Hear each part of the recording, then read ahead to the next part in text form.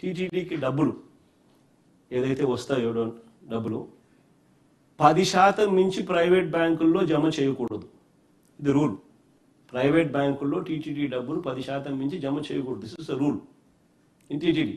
చంద్రబాబు హయాంలో కమిషన్లకు కక్కుర్తిపడి చంద్రబాబు నాయుడు ఆదేశాలతో చంద్రబాబు నాయుడు గట్టిగా సిఫార్సు చేయడంతో 1300 కోట్లు ఎస్ బ్యాంక్లో చంద్రబాబు నాయుడు పెట్టించినాడు.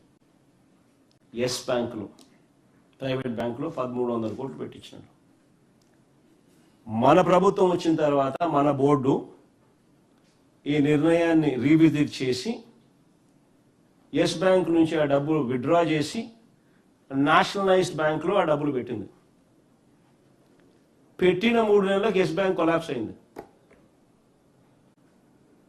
చెప్పండి స్కామ్ ఎక్కడ?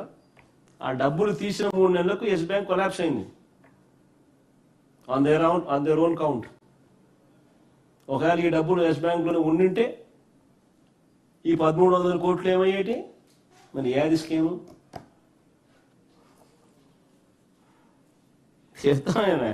ఇన్ని ఉన్నా కూడా మాకు ఎన్ని తెలిసినా కూడా టీటీడీ కాబట్టి రాజకీయాలకు లాగకూడదని జోలికి పోలా. సరిదిద్దినాం, ప్రాబ్లమ్ సాల్వ్ చేసినాం, సరిదిద్దినాము, ఆ తప్పులు జరగకుండా చేసినాం. కానీ రాజకీయాలు చేయలే. ఎందుకంటే మన దేవుణ్ణి మనం అపాస్పాలు చేసినట్టు అవుతుంది అనే ఉద్దేశంతో చేయలే.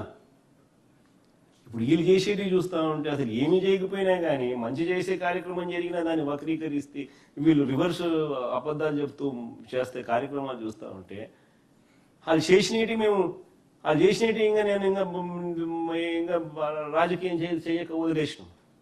దేవుంది కదా అని మనం రాజకీయాలు చేస్తే దేవుడు అమాస్పాలు అవుతాడని చెప్పి